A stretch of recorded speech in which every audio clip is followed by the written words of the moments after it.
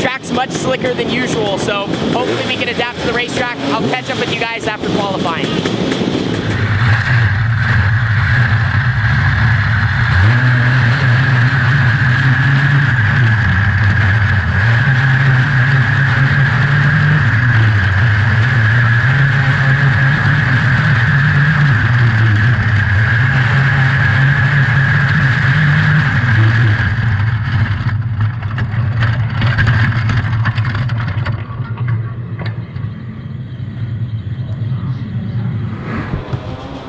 So I only got one lap in, but we ended up 4th quick in the open class. The engine blew up, I'm pretty sure. We're investigating right now, but we just got to swap cars. Not much time here at Red Bluff, so we had to make the decision. We just got to swap to the backup for the team. I'm gonna help these guys get to work. Got a little bit of work here ahead of us before the heat race, but at least we qualified in the dash. We're gonna start 4th in the heat.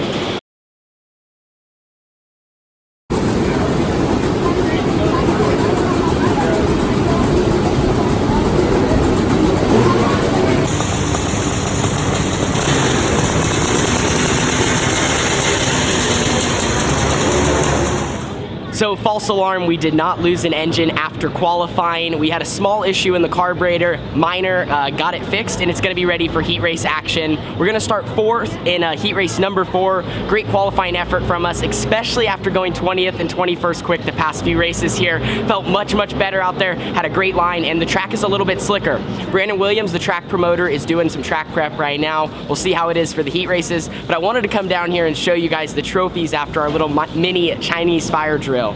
So here's the perpetual trophies we are all racing for tonight. These things are a beauty, some of the best looking trophies in the outlaw kart world, and we always race for them at points race number 9 or 10 at Red Bluff. Now back in box stock, I won one of these, got to keep it for a few years, and it's just so cool to put it up in your home. This is what we're gonna be racing for tonight in our 35 lap A main event. They added a few extra laps there. It's gonna be interesting and very intense. Let's get to the heat races.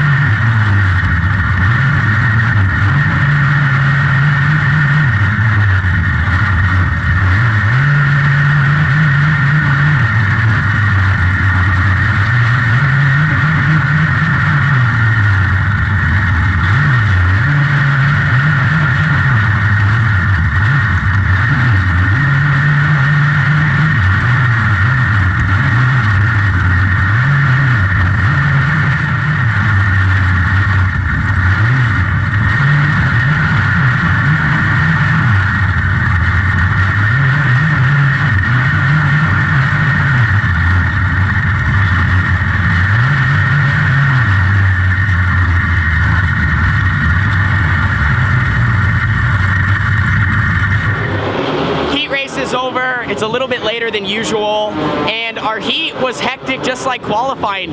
So far, nothing has been really smooth sailing. Here's a look at my tie rod. So bottom was dominant for the heats, just like last week. I almost got into 2nd in the first lap trying to run the top because I was able to make it work, and I tried to cross for 2nd right as 4th was coming up, and pretty much 2nd and 4th were like the buns and I was the burger, and I just got sandwiched. It was just a racing deal. There was really no fault either way. It's just part of, you know, bull ring racing, split second decisions, and fortunate enough, the factory QRC gang got me fixed and I got back out there, still ran 3rd, but we'll be on the front row of the B. We were hoping to lock into the A. Got some work to do now though, and just like I said, not been the smoothest night, but we're still not in a bad spot. So we just got done with the dash here at Red Bluff. Started third, ran third. Track went right around the bottom, just like the heats. I think the top, though, is just starting to come in. As it gets blacker and blacker and blacker on the surface, I cannot help but think the top is going to get faster. Now, everyone was running the bottom there for a while, every single dash, but as we watch the C mains roll out, people are starting to transition. It just takes a few guys to clean off that top, and it will be much faster. The B main event will be up next. Daniel Whitley, my teammate, and I are on the front row. Hopefully, we can kind of just, do our thing, run 1-2, put it in the feature, and get all 3 house carts in the A main event for Perpetual Trophy night. B main event is going to roll out next. All right, we're getting ready to head off for the A main event. We had another small Chinese fire drill here just a few minutes ago. So we got done with the B main event, ran second, car was good, but there was an issue. It just did not feel the same the second half of the race that it felt the beginning, like really, really bad. I felt like I was leaning on the right rear, or a clamp on my seat broke because I was moving around so much inside the car, and it happened that the frame broke.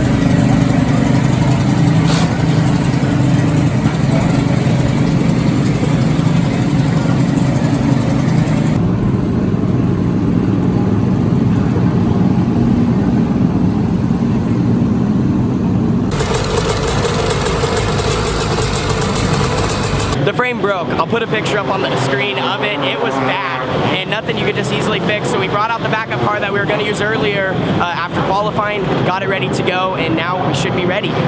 Car's really, really fast. Track's starting to take rubber. Just to put in perspective, for the open intermediate main, they were running 8.5s, and quick time in the open division qualifying was an 8.7. So the track's already 2/10 quicker at least, and it's only going to get faster. So A main event is going to be up. Can't thank everyone for all the hard work with everything going on tonight and how crazy it's been. All right, let's start. 1, 2.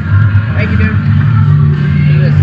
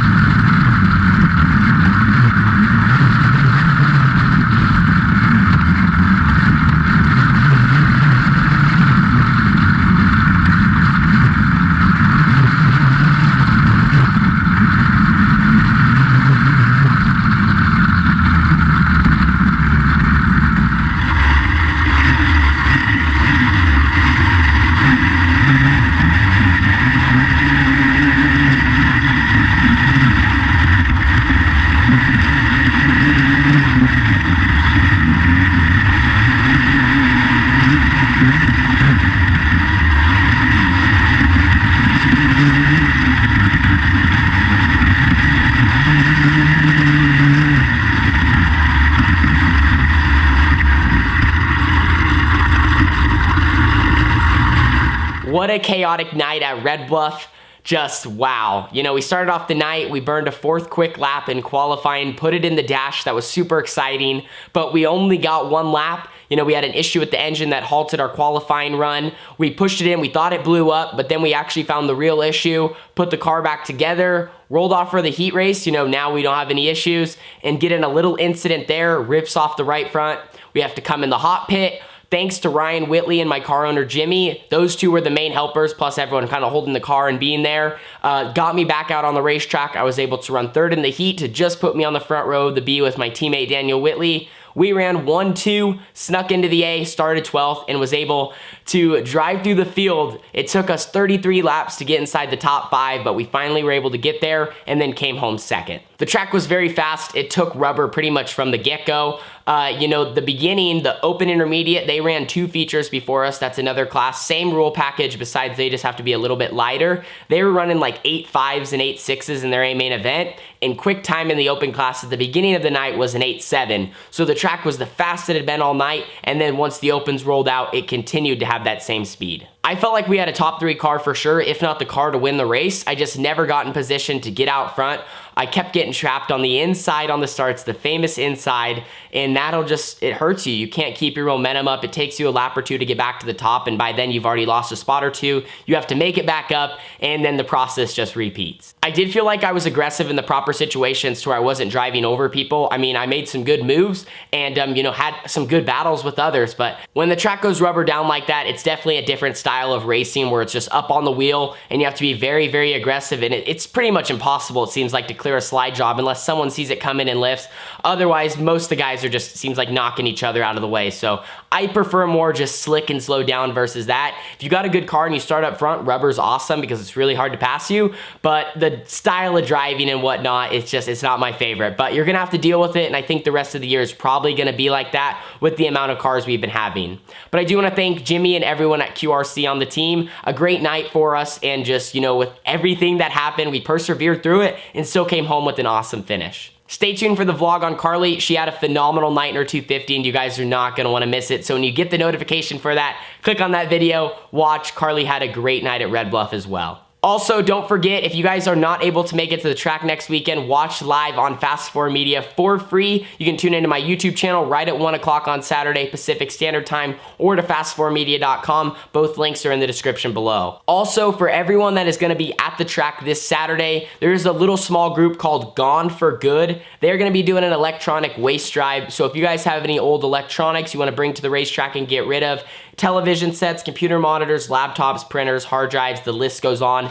Any electronics, you can donate them there, and they will be donating them to a better cause. But that's gonna end this video. Thank you guys for watching. Remember, stay tuned for Carly's vlog and watch live next weekend.